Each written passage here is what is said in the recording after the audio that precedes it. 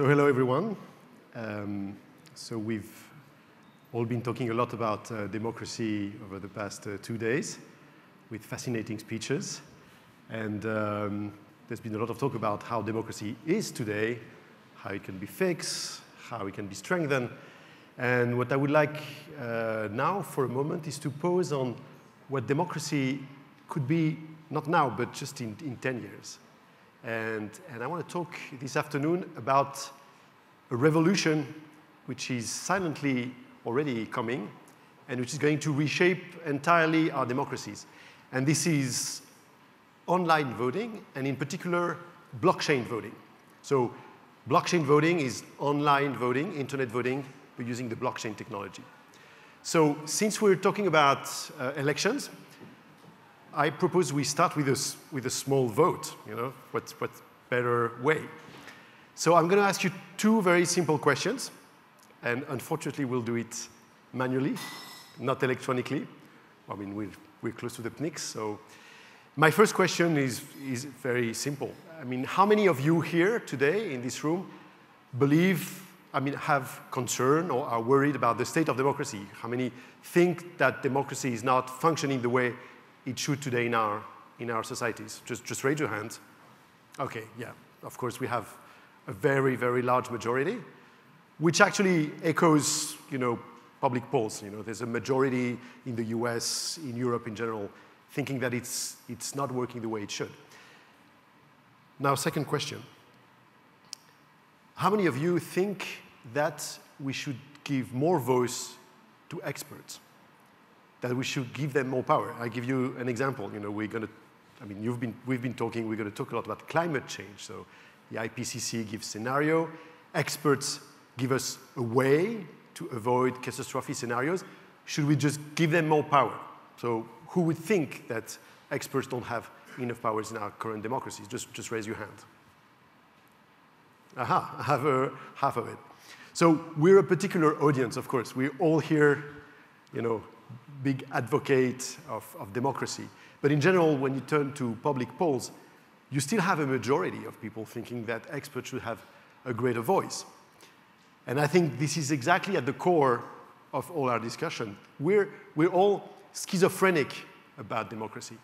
We want more power to the people, and at the same time, we want more power to experts. Although these experts are not elected, and although these experts tomorrow are going to be called AI, okay? So probably the biggest experts on climate change in 10 years from now is going to be called, GPT-15 or whatever.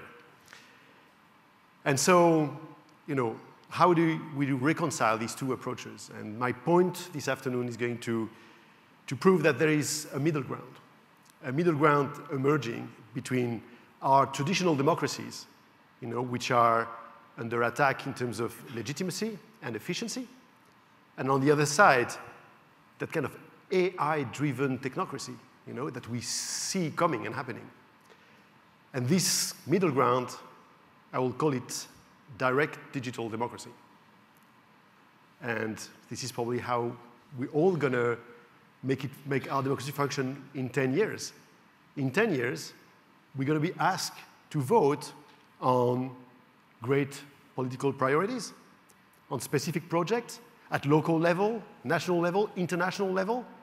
And AI, instead of choosing on our behalf, will probably help each of us to make the right choices for each of these decisions.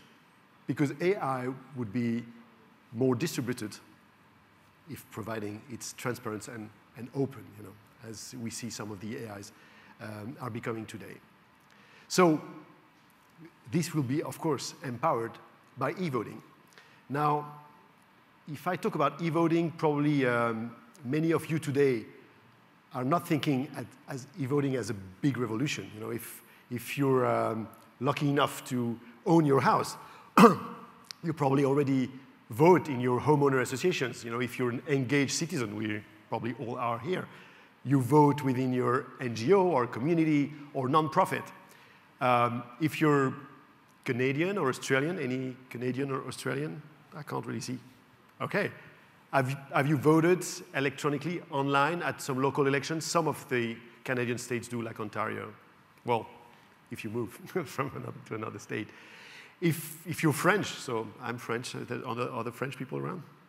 Okay, so I'm, okay, half French. So French citizen, when we live abroad, so overseas French citizen, can vote online for parliamentary elections. And if you're Estonian, any Estonian by any chance? So too bad, because Estonia is at the spearhead of technology in democracy. So Estonians have been voting online since 2005 at all elections.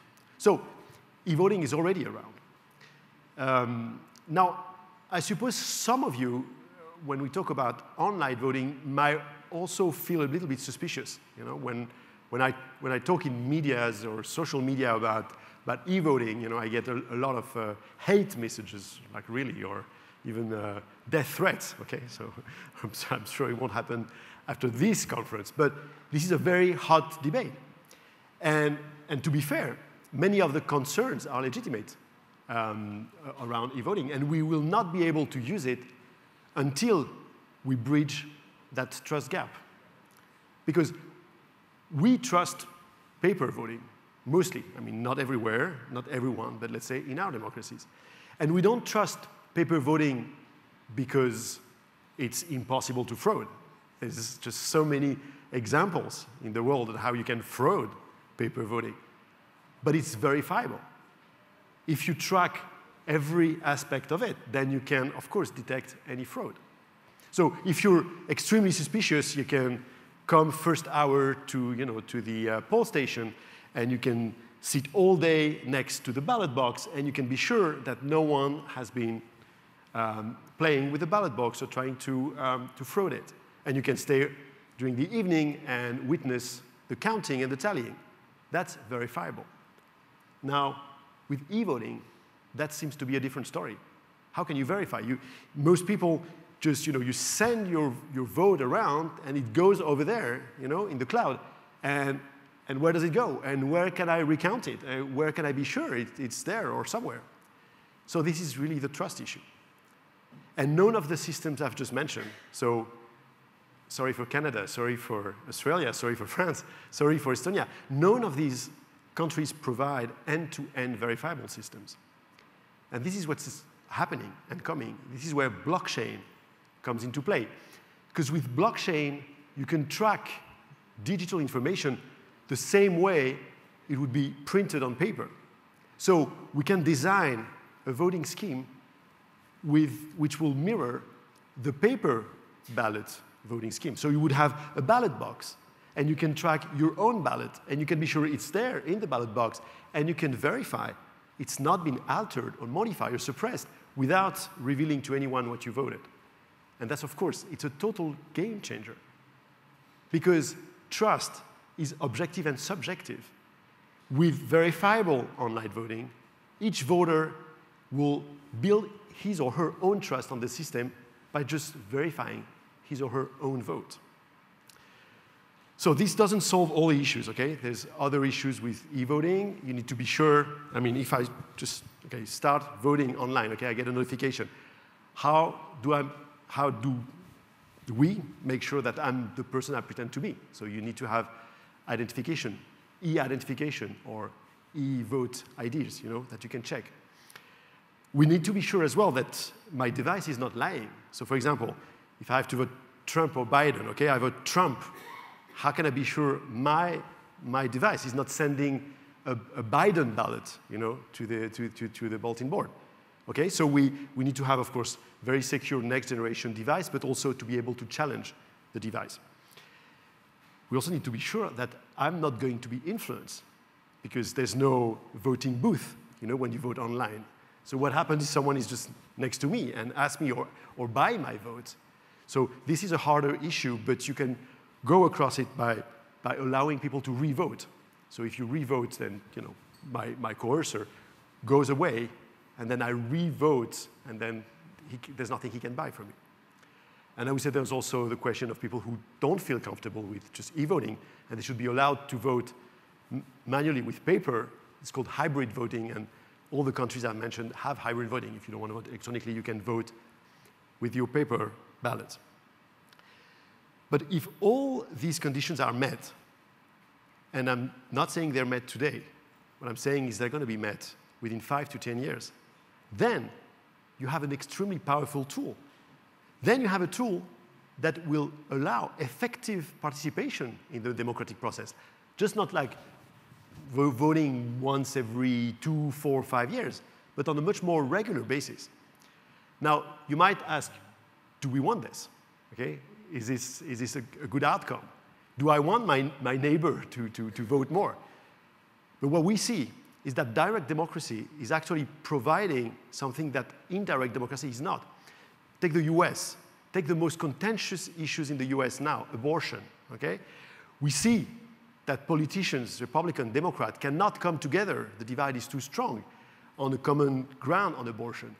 But every time people have cast their vote on referendums, initiatives, in California, but also in Republican states like Kansas or Kentucky or Ohio, they voted against a ban. Why? Because voters are less extremist than the politicians in a polarized world. Because once you vote, you start to talk and socialize and think about it. You become less radical. And that, of course, opens a lot of new ways. And once it's electronic, you can repeat it, you can do it more in a smarter way. We just had a referendum in Paris on scooter, okay? Do we need scooters in Paris? It's a good way to ask people. But the mayor asked it with ballot paper. Now, who has time on a Sunday afternoon to spend 2 hours to go to the polling station to cast a vote on scooters? Now, of course, only a handful of angry retired people, you know? And that was the result. So the result was 96% against scooters. And the turnout, just guess, the turnout was less than 10%. It's a one-digit turnout, which never happens. So there's a lot of room of maneuver there. So if we picture ourselves in what democracy will like tomorrow, we'll be able to vote. We'll be able to vote on local issues, on national issues, on international issues. We'll be able to vote on climate change. You know, we know the COPs, when we have all these conference of parties and head of states and prime ministers, and they can't decide. I used to be in government, you know, before building the startup on blockchain voting, Electis, which now I run. And I used to be an advisor to President Sarkozy. We went to the COP15 in Copenhagen. We decided, the head of state decided to lock themselves up for 24 hours to come to a decision because the divide was so big. But we didn't. Why? Not because negotiators were bad, just because they had no mandate. No head of states or government had a mandate on climate change because they were not elected on climate change. They were elected on so many other things, right? If we elect tomorrow people who is going to be able to be counterpart of this head of state, we'll make more legitimacy. And we, Electis, we work with the UN to elect NGO representatives at the COPs. So I'm finishing here by saying I think there's really two models which are going to happen in the very near future. There's a model with data, okay? And this is going to be a very centralized and compelling model in a way. A kind of dictatorship of data. I like to call it a dictatorship. And on the other hand, there'll be a possibility of much greater participation of citizens. A democracy for all, you know, and we're in Greece, so I want to make a Greek word. Democracy, we all know, is power of the people, but that word people has been used by so many politicians and interest groups. Let's call it power of all, you know, the pan-Croatia. And the pan-Croatia would be democracy by all, of all, and for all. Welcome to pan-Croatia. Thanks.